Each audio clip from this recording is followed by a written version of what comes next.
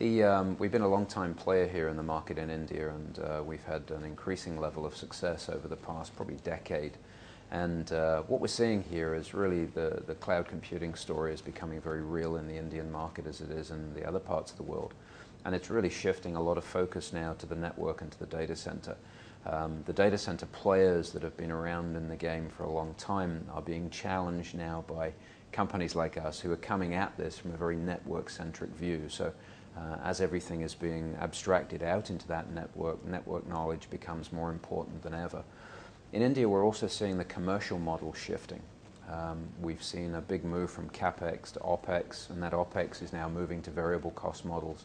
And India isn't lagging in that area, it's leading. And we've seen some of our biggest deals here in India in the past 12 months really moving into that variable cost model. So it's pretty much everything as a service, whether it's infrastructure as a service, platform as a service, communications as a service. It's moving quickly there in India.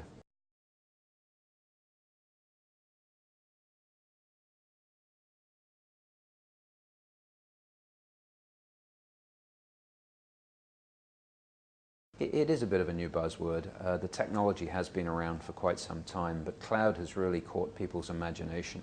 But there are really three types of cloud. You've got your private cloud, which is pretty easy to move to for enterprises, particularly with the first step being virtualization.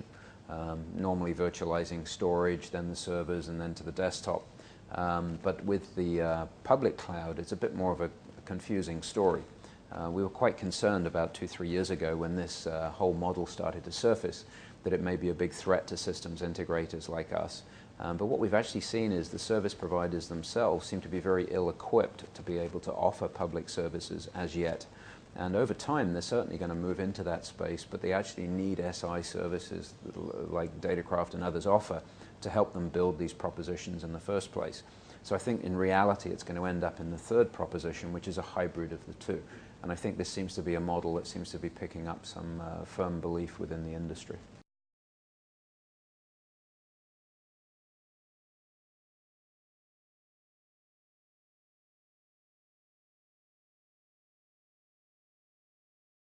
If I look at the 9 key initiatives that we have for our 2011 and 12 plan, the one that underpins everything is attracting and retaining the right talent in the industry. So for a company like us that doesn't manufacture anything, we can partner with the best vendors in the industry, such as Microsoft, EMC, Cisco, VMware, and others. But as far as the talent goes that integrates this lot and supports it for the clients, that is the single biggest challenge that companies like us have. And it's not just unique to India. Throughout Asia Pacific and now part of our global group in the rest of the world, this is the single biggest challenge. So we've had to do some pretty extraordinary things in attracting in talent at all levels. You'll see us building a lot more relationships with further education sites, universities, and so on, to be able to bring in this talent that we need at the right rate and also retain them.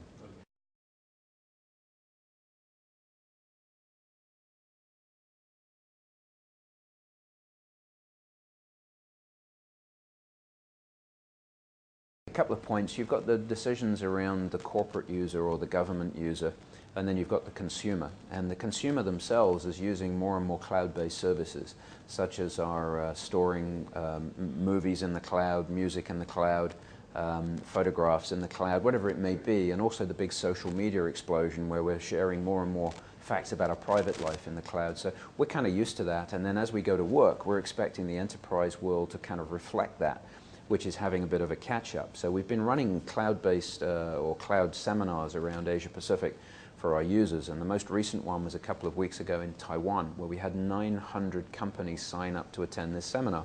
Unfortunately, the hotel could only take 300, but it shows you the kind of latent demand there is out there. And the question that was on everybody's lips is, when I leave this and go back to my office, what do I do next? I don't want to wait for 3, what do I do now? And the question still comes down to virtualization. Virtualize everything, reduce the dependency of storage on a particular device, virtualize that, which a lot of companies have progressed already. And then really look at the main costs in your company, which is the data center. And what we've seen so far is companies have started to experiment with things that may be non-core applications, which they've started to virtualize. They're seeing various levels of success, then others that are going mainstream on it, and others that have done full migration. But in Asia Pacific, we are not at the point where we've reached full capacity as yet on virtualization.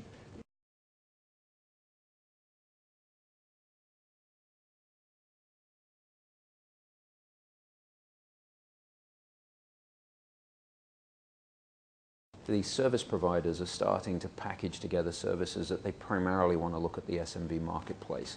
They believe that those small companies that have very limited IT resources in-house, that can't be bothered or have no real interest in supporting their own IT infrastructure, are going to be looking for public cloud providers to provide them. The second one is the sort of mid-tier companies that are buying more and more software as a service applications into their business, or even the larger corporations.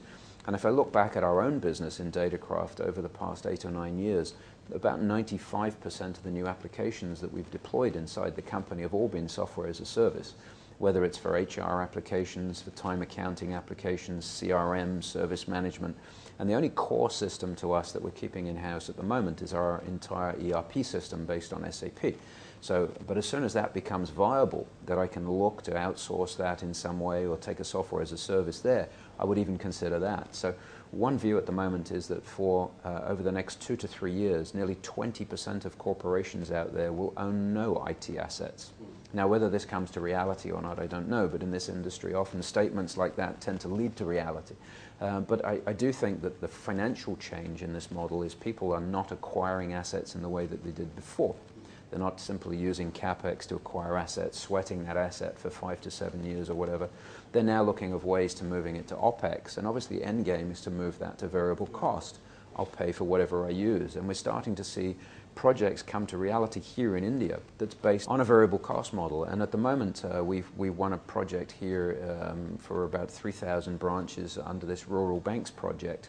And that was basically taking time in data centers, providing wide area network services, and customer premise equipment, and yet the client only paid a price per branch per month. And if you wind that tape 3 or 4 or 5 years forwards, it's going to look more and more realistic that consumers and corporate entities are going to own fewer and fewer of the assets.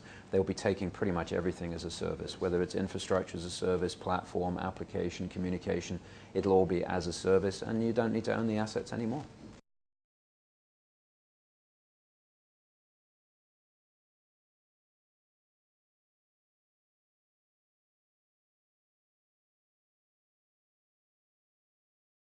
What we're doing at the moment is we've come out with a range of different financial services, because as an organization we don't manufacture anything.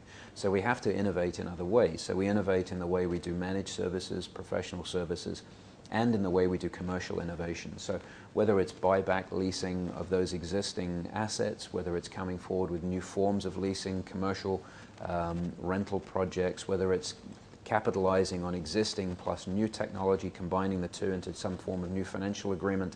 These are all areas that we're spending significant amount of time innovating and taking to our client base. So I think the answer again is going to be a hybrid. You're going to have to accommodate some existing assets that may be partway through depreciation. There may be ways that you can rent in new services and assets, and it may be backed with some other kind of commercial model. So it's a lot about shared risk. And I think not just the integrators like us, but also the vendors themselves are going to have to change their model where they simply transfer title down to a client. And that is going to be very transformational over the next few years. I can't see the complete outcome, but I know it's going to change.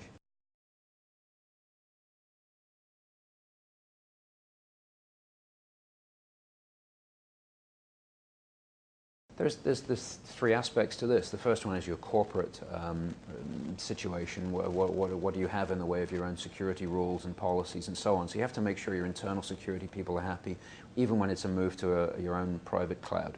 When it moves to public cloud, it takes on a whole new meaning, because you don't know where that data is, who else has access to that data, and so on.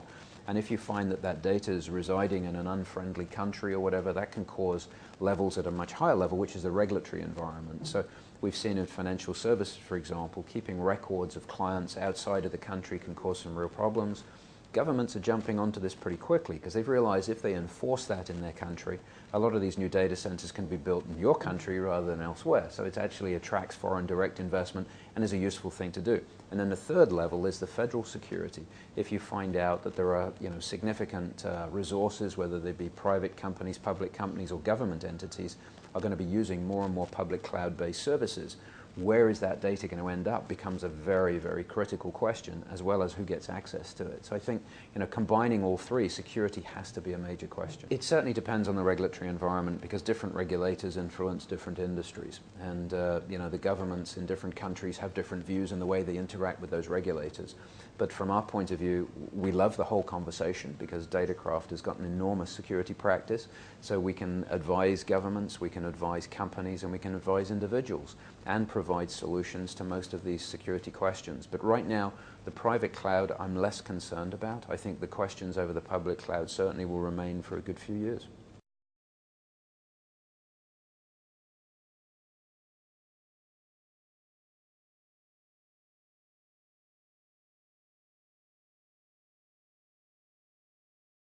I think there's certainly space for acquisitions. Datacraft was an acquisitive company as we grew. We've acquired into most of the different countries that we've moved into, and we've in turn had Dimension Data now out of South Africa acquire 100% of Datacraft back in November 2008, so who also grew through acquisition. So back on the security question, we acquired a company down in New Zealand a couple of years ago, which has given us a whole new range of security services, particularly around penetration testing and so on, which was a group of people with intellectual property that wouldn't have been very easy to build very quickly. So I think you'll still see Datacraft continue to acquire around Asia Pacific. There's a number of companies we've looked at here in India over the past couple of years, and we'll continue to look at. So obviously I can't announce any acquisitions, but it's certainly part of our strategy. We've got such a large amount of cash in our balance sheet, people want to know, what are you going to do with it? And obviously we've been paying dividends over the past few years until we became part of Dimension Data. Now, of course, it's their call. But we've still got a large amount of cash, and part of that is set aside for the acquisitions. But it needs to be the acquisition at the right time, with the right cost of the acquisition, and also the right type of technologies that we can see really adds value to the group's intellectual property or skills, or even client reach. So certainly on the cards, and part of my day, most days, is involved with something to do with an acquisition somewhere.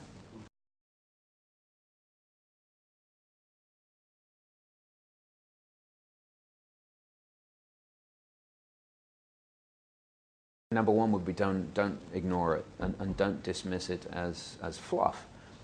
It is absolutely a real model, and you should look at this from a commercial point of view first. The second one is that the technology that's being deployed for cloud computing is tried and tested. It's not brand new.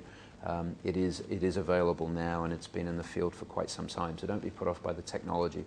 And the third one is get the right kind of advice from outside of your company as well as inside the company to really help you through the steps to get there. Have an end in mind, prioritize the applications that you think could move into a cloud model, and also look very, very carefully at ways that you can take pressure off your balance sheet by migrating to an OpEx model.